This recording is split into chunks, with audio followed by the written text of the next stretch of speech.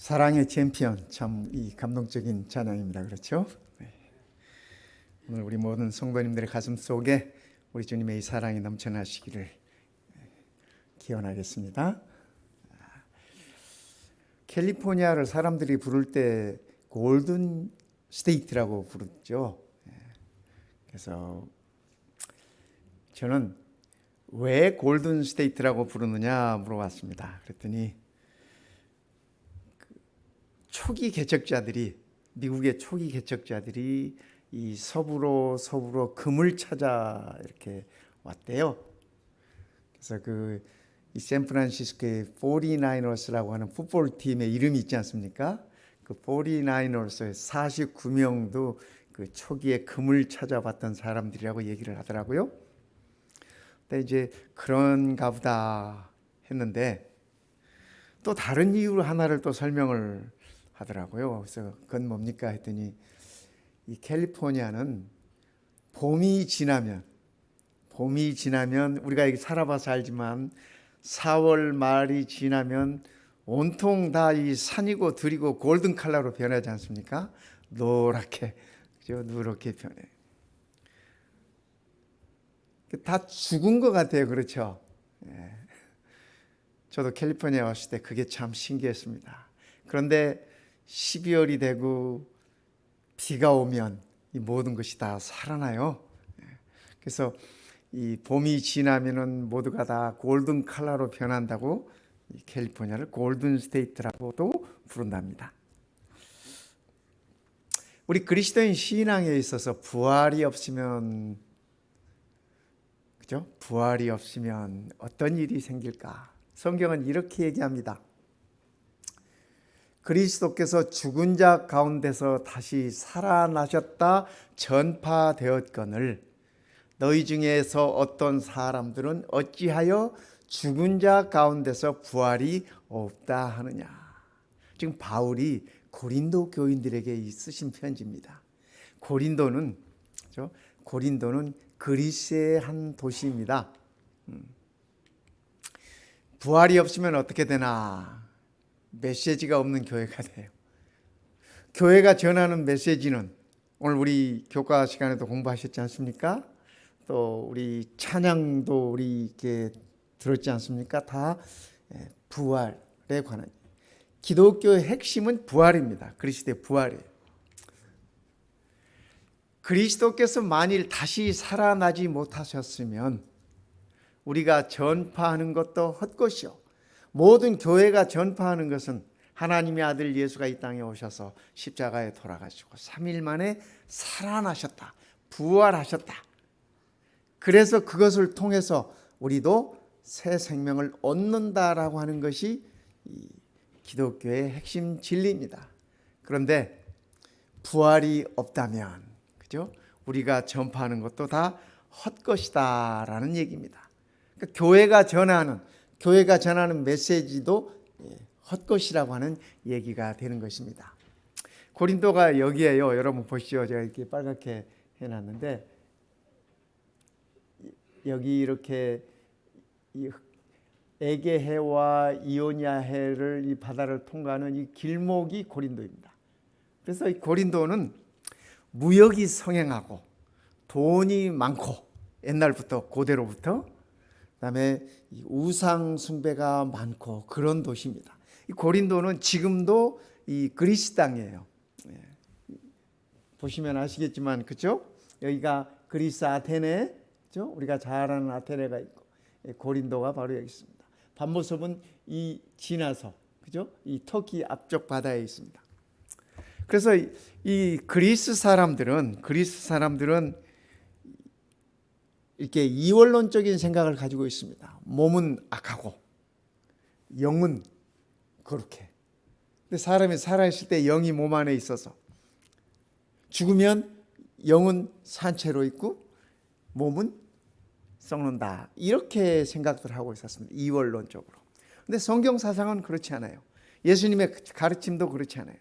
몸이나 영이나 다 하나예요. 하나. 그래서 만약에 기독교에서 이 부활 사상을 부활에 대한 것을 뺀다면 우리 한국 속담에 이 찐빵은 뭐가 있어야 돼요? 안고가 있어야 돼. 근데 이 가장 핵심인 안고가 빠지면 그 찐빵이 참, 여러분 안고 없는 찐빵 상상이나 해보셨어요? 이런 거 말입니다. 제가 어렸을 때 개떡이라는 거, 밀가루 이렇게 쪄가지고 속에 아무것도 안 든 거 이렇게 쪄주시는 것들을 먹은 적이 있었는데 정말 맛없어. 그건 개떡이야 정말. 네, 우리 기독교 신앙에 있어서 부활이 빠진다면 이런 거예요. 부활이 빠진다면 이런 거. 안 굽는 찐빵을 요즘 우리 표현으로 하면 뭐가 있을까 제가 생각을 하다 저는 느닷없이 그런 생각이 들었습니다. 뇌 없는 인간 아닐까? 그런 생각을 했습니다. 여러분 사람이 몸은 다 갖춰져 있는데 그렇죠. 뇌가 없으면 어때요?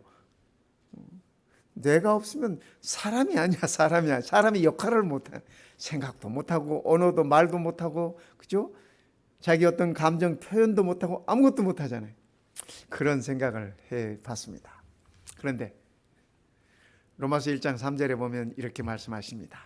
그의 아들에 관하여 예수 그리스도에 관하여 말하면 육신으로는 몸으로는 다윗의 혈통에서 나셨고 다윗의 후손으로 태어나셨다는 얘기죠. 성결의 영으로는 그죠? 죽은 자들 가운데서 부활하사 능력으로 하나님의 아들로 선포되셨으니 그러니까 하나님께서 그 아들을 이 세상에 보내시고 성육신하신 그 아들이 하나님의 아들로 선포되신 것은 그분의 부활 사건을 통해서 그렇습니다. 곧 우리 주 예수 그리스도시니라.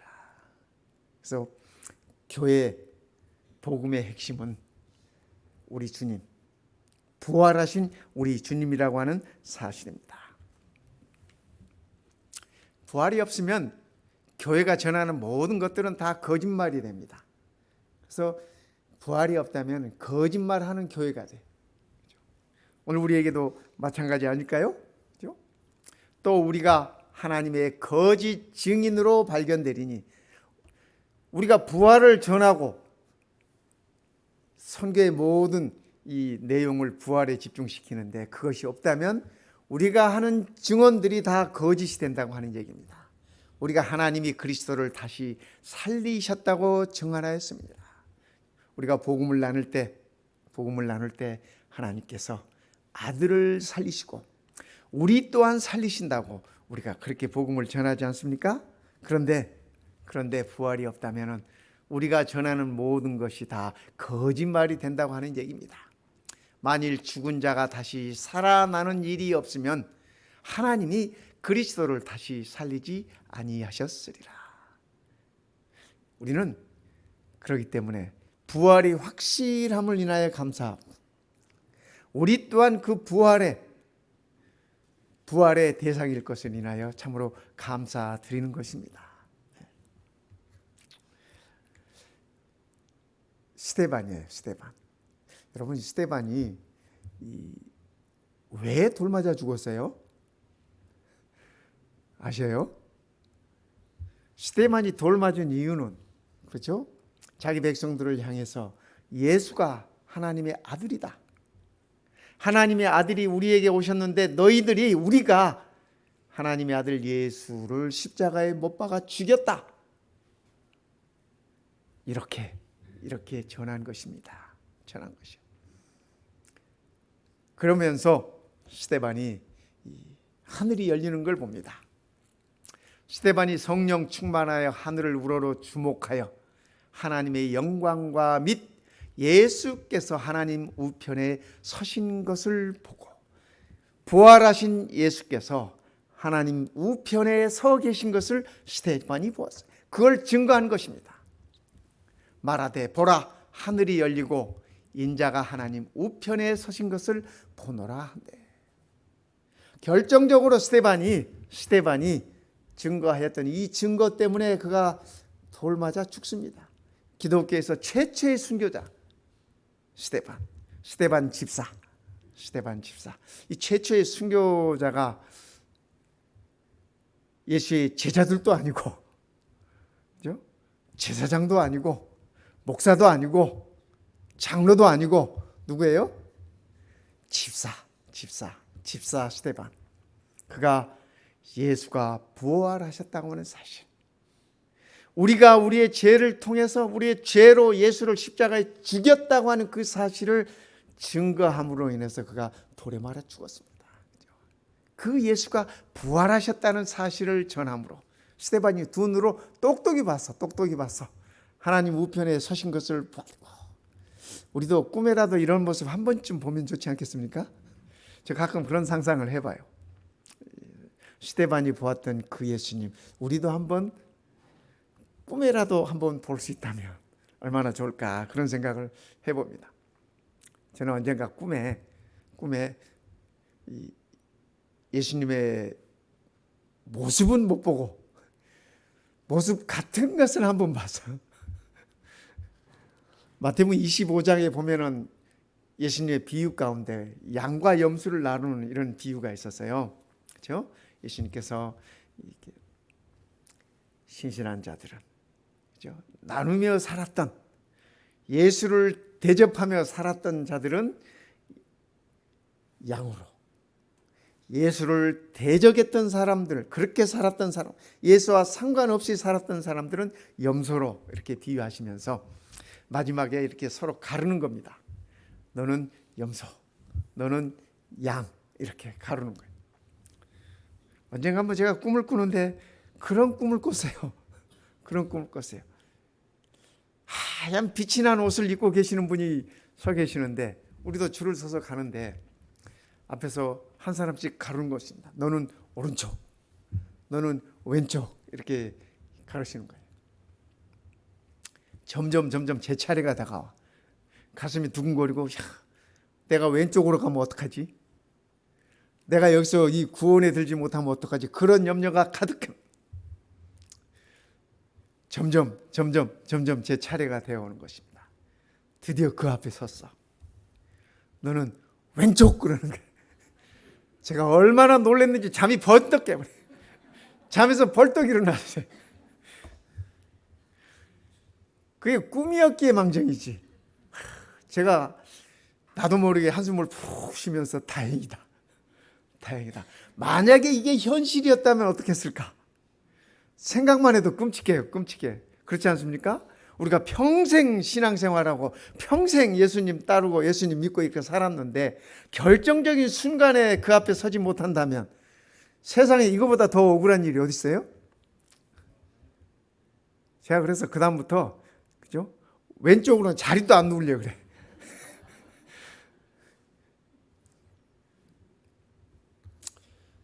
사도 요한도 반모섬에서 그가 예수님을 봅니다. 내가 볼 때에 그의 발 앞에 엎드려져 죽은 자같이 되네. 요한이, 그죠? 젊었을 때 예수님을 따르기 시작했던 그 요한이 이제는 나이 많아져서 다른 사도들은 다 순교당하고 죽고 없어. 자기 혼자 남았어, 마지막까지. 나이가 많은 사도 요한이 반모섬으로 유배를 가서, 우리말로 귀양 간 겁니다.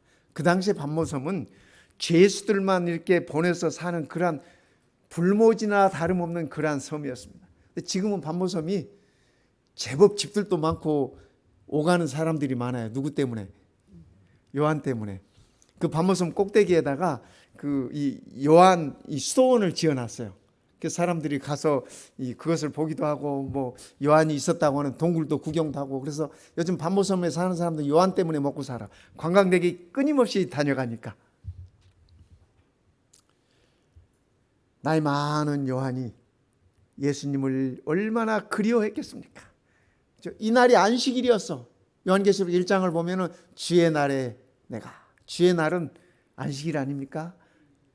우리 주님께서 말씀하셨어요. 안식일의 주인은 나다, 그렇게 말씀하셨어요. 그래서 그가 안식일에 예수님을 그리워하면서 예수님을 사모하고 있을 때 예수님께서 요한에게 나타나셨어요. 보여주셨습니다. 내가 볼 때 그의 발 앞에 엎드렸어. 영광스러운 예수님의 모습을 보고 요한이 자기도 모르게 예수님 앞에 엎드렸습니다. 엎드렸어요. 죽은 자 같이 되었어. 얼마나 이렇게 놀랬겠습니까? 얼마나 경기했겠습니까? 그토록 사모하던 주님이 거룩한 모습으로, 영광스러운 모습으로 나타나시니 말입니다. 그때 그가 오른손을 내게 얹고, 예수님께서 오른손을 요한에게 얹고 이르시되 두려워하지 말아라. 요한은 예수님의 손길에 아주 익숙합니다. 그렇죠. 최후의 만찬 때도 예수님의 가슴에 그의 머리를 기대어 있었어요. 사도 요한은. 그렇죠? 요한은 기억합니다. 예수님께서 최후의 만찬 하실 때 그의 발을 씻겨주셨던 그 예수님의 손을 그는 기억하는 것입니다. 그래서 예수님의 손길에 익숙해 요한은 3년 반 동안 예수님을 따라다니면서 보고 듣고 참여하고, 예수님께서 떼어주신 보리떡을 받아서 많은 사람들에게 나눠주기도 하고, 그 손으로, 그 오른손으로 예수님께서 요한을 이렇게, 그죠? 손을 얹고 요한아, 두려워하지 말아라. 두려워하지 말아라. 오늘 우리 주님께서도 우리들에게 말씀하세요. 그죠? 어려움 중에 있는 우리들을 향해서, 힘든 가운데 있는 우리들을 향해서, 질병 가운데 있는 우리들을 향해서도, 절망 가운데 있는 우리들을 향해서도 주님께서 손을 얹으시면서 두려워하지 말아라. 두려워하지 말아라. 그 다음 두려워하지 말아야 할 이유를 우리 주님은 이렇게 설명하세요. 나는 처음이요 마지막이니. 그죠? 내가 너희를 창조하였고, 내가 너희를 구속하였고, 내가 너희와 영원히 함께할 것이라는 말의 의미입니다. 처음이요 마지막이니 곧 살아있는 자라. 2000년 전에 돌아가신 예수님이 아니라, 그죠? 지금껏 살아계신 예수님, 앞으로도 영원히 살아계실 예수님. 내가 전에 죽었었노라. 요한이 누구보다도 잘 알아. 그렇지 않습니까? 예수님의 죽음에 관해서 누구보다도 잘 알아. 그가 현장에 있었어. 십자가에 끌려가실 때도 현장에 있었고, 십자가에 못 박혀 죽으실 때도 현장에 있었고, 예수님께서 부활하셔서 만났을 때도 현장에 있었고, 그렇죠? 평생을 그를 위해서, 주님을 위해서 살았던 사람이 사도 요한입니다.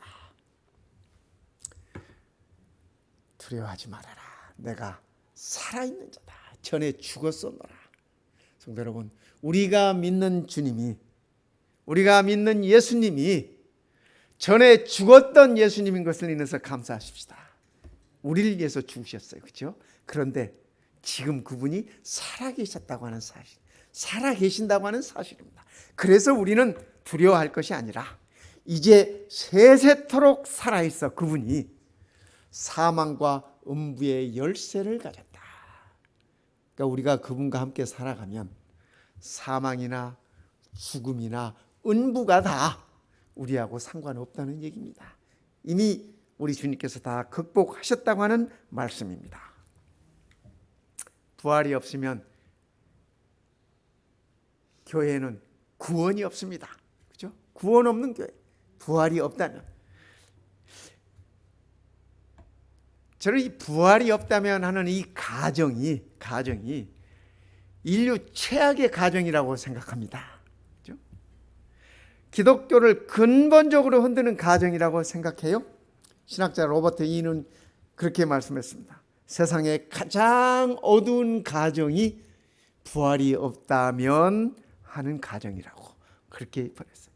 가정, 어썸션이라는 말이죠. 그죠? 그리스도께서 다시 살아나신 일이 없으면 너희의 믿음도 헛되고 너희가 여전히 죄 가운데 있을 것이요. 그렇죠? 그리스도의 부활이 없다면 우리가 죄를 용서받을, 죄를 씻음받을, 속죄함 받을 길이 없다라는 얘기를 하고 있는 것입니다. 그래서 평생 믿어도, 그죠? 우리가 부활이 없는 것을 평생 믿어, 부활 없는 기독교를 평생 믿는 것은 다 헛것이라는 얘기. 이 바울도 그렇게 표현, 자기의 믿는 것이 다 헛것이라. 그러면서 바울은 그렇게 표현합니다. 부활이 없다면 우리가 세상에서 가장 불쌍한 자라고 그런 표현을 씁니다. 예수는 우리가 범죄한 것 때문에 내 줌이 되고, 여기 내 줌이 되었다고 하는 이 말씀은 죽음 가운데 내주었다는 얘기입니다. 그렇죠? 우리의 범죄한 것 때문에 그분이 죽음 가운데 내주음이 되고 또한 우리를 의롭다 하시기 위하여 살아나셨느니라. 우리 예수님께서 살아나신 것이, 하나님께서 성령으로 예수를 부활시키신 것은 우리를 살리시기 위한 것이라고 그렇게 말씀하고 계시는 것입니다. 그러므로 우리가 그의 죽으심과 합하여 침례를 받음으로 그와 함께 장사되었나니, 침례가 얼마나 중요한지 사도 바울은 로마서에서 일러주고 있습니다. 침례라고 하는 것은 우리가 그리스도와 함께 죽는 것입니다. 그래서 그리스도와 함께 장사되어, 그렇죠? 여러분, 사람이 죽으면 땅에다 묻지 않습니까? 그죠? 침례가 그런 의미예요. 그리스도와 함께 죽어서 산 사람을 땅에 묻을 수는 없으니까 물에 잠기는 것입니다. 물에 잠기. 이는 아버지의 영광으로 말미암아 그리스도를 죽은 자 가운데서 살리심과 같이 우리를 또한 새 생명 가운데서 행하게 하려 함이라. 여기 행하게 하려 함이라는 이 말씀은, 그죠? 새 생명 가운데서 살게 하신다는 말씀입니다. 침례가 중요해요? 아주 중요해요. 아주 중요해요. 내가 하나님의 자녀 되었다고 하는 증거가 이거 말고는 없어요. 그죠? 하나님의 자녀로 태어나는 것, 그것이 침례거든요. 그래서 침례는 그리스도의 죽으심과 합하여서 그리스도와 함께 죽어서 함께 장사 지내어지고 그리스도와 함께 살아나는 것입니다. 그렇죠? 저는 이렇게 사역하면서 여러분들을 봅니다. 여러분들을 보는데 어떤 분은 제가 담배 끊으면 침례 받겠습니다. 근데 담배 끊고 침례 받겠다고 하시는 분들 제 목회하는 동안은 못 봤어요. 담배 끊고 침례 받는 사람은 못 봤어요. 근데 침례 받고 담배 끊은 사람은 전 많이 봤어. 그러니까 하나님의 성령이 도와주셔서 끊게 되더라고요. 끊게 되더라고요. 전에 제가 심호하던 뉴저지 교회에서 한 여집사님이, 그 여집사님 부부가 이제 뉴저지로 이사를 오셔가지고 이렇게 이제 신앙생활을 하십니다. 근데 그 여집사님이 교회 가고 싶어 하시니까 그 남편 되시는 분이 교회에다 똑 떨어뜨려 놓고 집으로 갑니다. 교회 끝날 때 되면 이제 아내를 데리고 다시 집으로 갑니다. 매주일 그렇게 하는 것도 귀찮잖아요. 그죠? 교회를 2번씩 왔다 갔다 해야 돼. 드랍하고 픽업하고 드랍하고 픽업하고. 어느 날 조금 이제 이분도 요령이 생기셨어. 그래서 아내를 교회에다 이렇게 드랍하고 밖에서 기다리는 겁니다. 그리고 끝나면 이제 데리고 가는 거예요. 근데 이분이 담배를 하루에 2갑 반씩 피우신 분이야.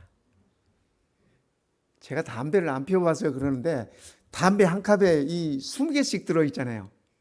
그러면 2갑 반이면은 50개야. 그렇죠. 한 컵에 20개니까 2갑 반이면 담배가 50가치가 들어있는 겁니다. 하루에 그만큼을 피운대요. 그러니까 제가 가만히 이렇게 상상을 해보니까 거의 손가락에 그게 늘 끼어 있는 것 같아요. 그분 손가락을 보면 여기가 노래. 그 니코틴이 이렇게 살에 이렇게 묻어가지고 노래. 근데 이분이 교회 밖에서 이제 담배를 피우시면서 이렇게 이제 기다리다가 이제 아내가 이제 예배가 끝나면 데리고 가고 그러셨어요. 그러다 어느 날 기왕 기다리는 거 안에 들어와서 기다리라고. 담배 피우고 싶으면 언제든지 나가서 담배 피우고 들어오시고 교회 안에서는 피우지 말고 나가서 피우고 들어오셔도 앉아 계시라고. 여름에 더운데 밖에는 이 에어컨도 없는데 교회 안에 들어오면 시원하잖아. 이분이 이제 교회 안에 들어오기 시작하셨어. 또 이제 담배 생각이 나면 나가서 조용히 피우고 들어오시고 이렇게 하죠. 그것도 쉬운 일 아니잖아요. 그죠? 그분이 이제 그렇게 이제 있다가 나중에 좀 미안한 생각이 들더래요. 예배 중인데, 조용한 예배 중인데 문 열고 나갔다 들어오기도 그렇고. 그러던 어느 날 목사님이 그에게 얘기하셨습니다. 이제 이분도 이제 교회 말씀을 듣고 이렇게 하니까 조금씩 이제 말씀은 들어오잖아요. 들락날락 해도. 침례를 받으십시오 그랬대.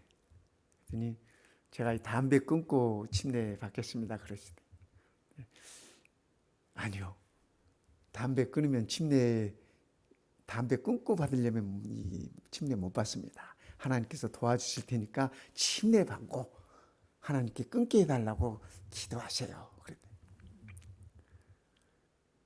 이분이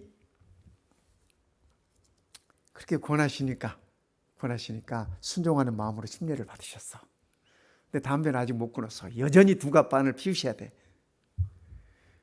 근데 이분의 간증이 그래. 그분의 말씀이 뭐라 하냐면, 어느 날 교회에서 이제 예배를 드리다가 그날 담배가 피우고 싶어서 이제 나가셨대. 나가셔가지고 침례 받은 다음에 말이에요. 담배를 피우려고 입에 이렇게 물었대요. 물어서 이렇게 불을 붙였는데 그렇게 쓸 수가 없더래, 담배가. 이제껏 담배가 쓰다고 생각해 본 적이 단 한 번도 없었대. 맨 처음에 담배 배울 때를 빼고는. 이상하다, 이 담배가 썩었나? 그리고 새 담배를 꺼내서 새 것을 이렇게 뜯어가지고 다시 또 입에 물었대. 근데 너무 쓰고 막 이렇게 구역질이 나려고 그러더래. 그래서 이분이 담배를 못 피고 들어오셨대. 그날 이후로 담배가 끊어졌대요. 하나님께서 도와주신 거야. 성령께서 도우신 것이야. 성도 여러분, 우리의 끊고 싶은 악한 습관이 있다면, 그죠? 성령님의 도우심을 구하시기 바랍니다. 그것이 뭐가 되었든지 간에, 그죠? 뭐가 되었든지 간에 우리가 성령님의 도우심을 통해서 우리가 다시 태어날 수 있다고 하는 사실입니다. 만일 우리가 그의 죽으심과 같은 모양으로 연합한 자가 되었으면, 그리스도와 더불어 함께 연합한 자가 되었으면 그의 부활과 같은 모양으로 연합한 자도 되리라. 이 말씀은 무슨 말씀이냐면, 우리가 이 땅에서 죽어도 예수를 살리신 하나님께서 우리를 살리시겠다고 하는 그 말씀입니다. 세상에 두려울 것이 없어요. 우리 예수님께서 요한의 어깨에 이렇게 손을 얹으시고 두려워 말라 말씀하셨잖아요. 내가 죽었었나 살아있는 자다. 처음과 나중이다. 바로 그 말씀과 같은 말씀인 것입니다. 바울은 그의 신앙을 그리스도와의 연합으로 표현했습니다. 바울의 모든 성경의 편지들을 살펴보면, 로마서, 고린도전서, 후서, 모든 바울의 기록들을 살펴보면 연합한 자. 그래서 바울이 에베소에 보내는 이 편지에 볼 것 같으면, 에베소서에 볼 것 같으면 그리스도 안에서, 그의 안에서, 그리스도 안에서, 예수 안에서 끊임없이 연합된 성도들의 모습을 얘기해 주고 있는 것입니다. 그래서 바울은 믿음이라고 하는 것은 그리스도와 함께 연합되어 있는 것으로 이렇게 표현하고 있습니다. 저는 바울의 기록들을 보면서 이런 생각을 합니다. 십자가를 믿는 것은 예수의 죽음과 연합하여 나의 죄가 소멸되는 것이라고 생각해요. 우리가 예수의 십자가를 믿는다고 하는 것은 그 예수의 보혈을 통해서, 예수의 피를 통해서 우리의 죄가 소멸되었다고. 그렇죠? 하나님께서 우리의 죄를 그저 잠시 잊어주는 것이 아니라, 우리는 누가 용서해 주셔야 하면 용서해 주잖아요. 그러놓고 그건 기억하고 있어. 다음에 또 잘못하면 너 지난번에도 그랬는데 또 그랬지. 되게 우리 엄마들이 자녀들 교육할 때 그래. 또 이 남편들이 뭐 잘못하면 부인들이 되게 잘 그래. 그죠? 전에도 이렇게 쫙 어떻게 그 히스토리를 다 기억하는지 몰라. 근데 우리 하나님은 우리의 죄를 용서하시면 기억하지 않으셔요.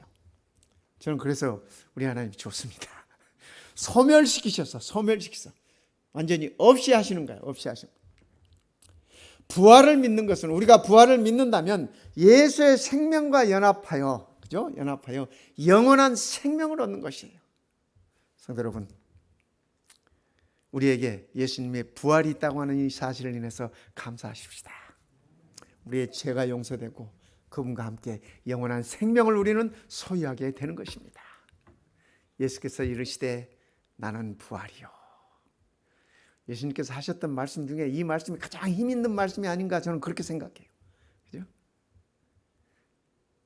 죽은 지가 4일이 지난 나사로의 무덤 앞에서 우리 주님께서 하시는 말씀입니다. 나는 부활이다, 생명이다. 나를 믿는 자는 죽어도 산다. 죽어도 산다.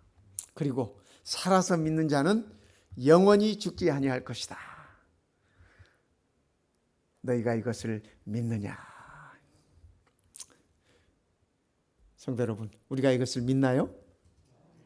네, 저는 이것을 믿습니다. 네.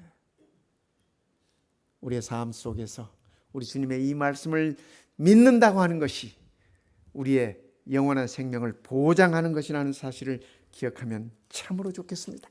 그죠? 네. 죽은 자도 죽어도 살겠고 살아서 나를 믿는 자는 영원히 죽지 아니하리니. 제가 제 나이를 생각해 보니까 아마 이 살아서 주님을 뵙는 거는 쉽지 않을 것 같아요. 쉽지 않을 것 같아요. 그래도 편안한 마음으로 그분 기다리려고 합니다. 그분 기다리려고 해요. 저희 어머님도 그런 마음으로 편안히 잠드셨고, 모두가 다 그래. 우리 믿음의 선조들이 모두가 다 그래. 모두가 다 그래. 언젠가 한번 제가 말씀을 우리 성도님들께 소개해 드렸던 기억이 있는데, 제 친구의 아버님이 고령이 됐어요. 고령이 되시기까지 튼튼하셨습니다. 이분이 장사야. 키도 크시고 힘도 세시고 평소에는 이 건축업을 하셨던 분인데, 그분이 자녀들이 6남매를 두셨습니다. 이분이 이제 기력이 다 하셔서 이렇게 병실에 누워 계셨습니다. 자녀들이 다 모여가지고 이제 아버지의 임종을 지켜보기 위해서 모였어요. 그랬더니 둘째 딸이 중학교 동창이에요. 둘째 딸이 아버지 눈 좀 떠봐요. 아버지 눈 좀 떠봐요. 그랬어요. 병실에 침대에 누워 계신 아버지를 향해서. 근데 아버지가 이렇게 정신은 다 이렇게 맑으셨고 임종까지도 갑자기 눈을 번쩍 뜨셨어요. 눈 좀 떠보라는 그 딸의 목소리에 눈을 번쩍 뜨시면서 그분이 하시는 말씀이, 야, 내가 눈 떠서 니까지 것을 뭐하러 봐야. 이분이 전라도 분이야. 눈 떠서 니까지 것을 뭐하러 봐야. 나는 눈 뜨면 예수님 만날 것이야. 그러시고 다시 눈을 감으셔서 침상에 모여있던 6남매의 부부들은 다 졸도해서 이 아버지의 한마디의 말씀에, 이분이 평소에도 유머가 풍부하신 분이죠. 그리고 다들 기쁨으로 임종을 지켰어요. 임종을 지키셨어요. 우리 정영훈 목사님 그 장로님 이름 되면 아실 거예요. 우리 김점동 장로님이셨어요. 네. 성도 여러분, 부활의 소망은 이런 것입니다. 그죠? 네, 이런 것이. 죽어도 살겠고 살아서 뵈면 더 좋겠지만 부활이 없으면 교회는 어리석은 교회가 됐다고 고린도전서에 그렇게 얘기하고 있습니다. 만일 그리스도 안에서 우리가 바라는 것이 다만 이 세상의 삶뿐이라면 모든 사람 가운데 우리가 더욱 불쌍한 자이리라. 바울이 얘기해요. 이 세상의 삶이, 우리가 사는 것이 이 세상 삶뿐이라면 세상에서 가장 불쌍한 사람이라는 거야. 왜 그래요? 왜 그렇게 하지 말라는 건 많고, 그죠? 왜 그렇게 먹지 말라는 것이 많고. 근데 제가 보니까 먹으라는 것이 훨씬 많은데, 먹지 말라는 것이 먹고 싶으니까 먹지 말라는 것이 더 많은 것처럼 느끼는가 봐. 그죠? 어쨌든 또 우리가 사는 것이 이 세상뿐이라면, 비즈니스 하시는 분들 렌트비는 일주일 내놓고 하루 문 닫잖아. 세상에 그거 얼마나 억울해. 그렇죠? 돈은 일주일분 내놓고 하루 문 닫고 말이야. 또 뭐 세상 사람들이 하고 싶은 거 이것도 하지 말아라 저것도 하지 말아라. 참 우리 젊은이들일수록 그런 것이 더 많은 모양입니다. 바울이 얘기해요. 우리가 사는 것이 이 세상뿐이라면 우리가 세상에서 가장 불쌍한 사람일 것이다. 성도 여러분, 우리가 불쌍한 사람이라는 생각이 안 들죠? 그렇죠? 바울이 지금 그 얘기입니다. 나는 세상에서 불쌍한 사람이 아니다라는 얘기예요. 아니다라는. 이 고린도 교인들을 향해서 바울이 강하게 확신 속에서 주시는 말씀이 그것입니다. 모든 사람 가운데 우리가 불쌍한 사람이 아니다. 가장 행복한 사람이다라는 얘기를 바울은 일러주고 있는 것입니다. 형제들아, 우리가 아시아에서 당한 환난을 너희가 모르기를 원하지 아니하노니 숱하게 복음 때문에 환난을 당했어. 힘에 겹도록 심한 고난을 당하여 살 소망까지 끊어지고 살아갈 수 있는 희망까지도 끊어지고 절망 가운데 있어.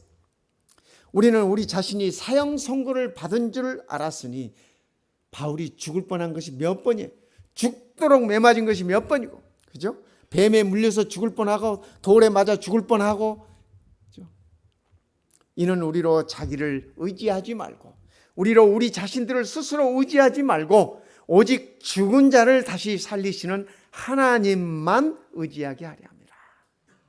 성도 여러분, 오늘 우리의 삶이, 그죠? 오늘 우리의 삶이 어려움이 있다 할지라도, 살 소망이 없는 것처럼 보인다 할지라도, 죽을 만큼 힘든다 할지라도 오직 죽은 자를 다시 살리시는 하나님만 의지하고 살게 되시기를 바라는 것입니다. 바울이 우리에게 주신 말씀이 이 말씀입니다. 여러분, 이분 잘 아시죠? 세상 사람들은 이 공부 좀 했다 하는 사람들, 이 사람 잘 알아. 괴테. 그죠? 이분이 죽으면서 이렇게 말을 남겼습니다. 이 마지막 임종시에 더 많은 빛을, 내게 더 많은 빛이 있었으면, 이 말을 그의 마지막 말로 남기고 죽었습니다. 이분이 많이 배운 사람이에요. 공부를 많이 한 사람. 모든 세상 사람들이 그를 이렇게 추구하는 사람이에요. 그죠? 세상적으로 명성 있는 사람입니다. 그런데 그 자신에게 늘 빛을 향한 갈급함이 있었습니다. 늘 어둠이 있었어요. 죽는 순간, 마지막 임종의 순간에서까지도 자기의 삶이 어둡다고 하는 것을 그가 표현하고 죽었어요. 이분 아세요? 김한란 여사십니다. 제가 이 사진을 이렇게 보면서 어떻게 보니까 김대중 대통령을 좀 닮은 것 같기도 하고. 이화여대 총장 하시고, 그죠? 우리나라 여성 문화를 이렇게 선도하셨던 분이세요. 이분이 그의 마지막 이 유언을 이렇게 하셨습니다. 내가 죽으면 슬픈 찬송을 부르지 말아라. 그리고 즐겁고 명랑한 노래를 불러주시오. 이분이 그렇게 유언을 하셨습니다. 왜냐하면 이분은 그리스도의 부활을 그의 가슴속에 살고 평생 사신 분이야. 그리스도를 믿고 의지하고 평생 그렇게 사셨던 분이야.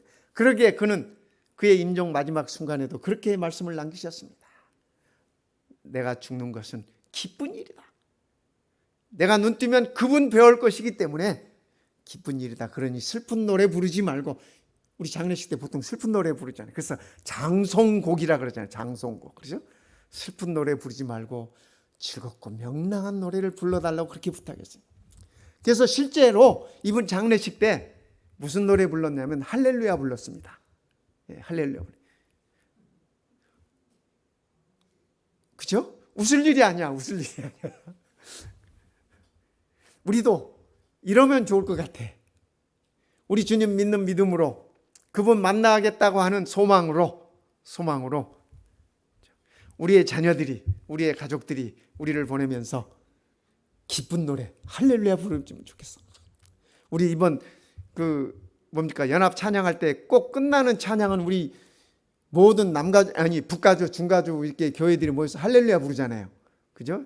저도 할렐루야 불러본 지가 그러니까 3년이 지났네. 얼마나 신납니까? 할렐루야 그 찬양을 부르면. 그죠?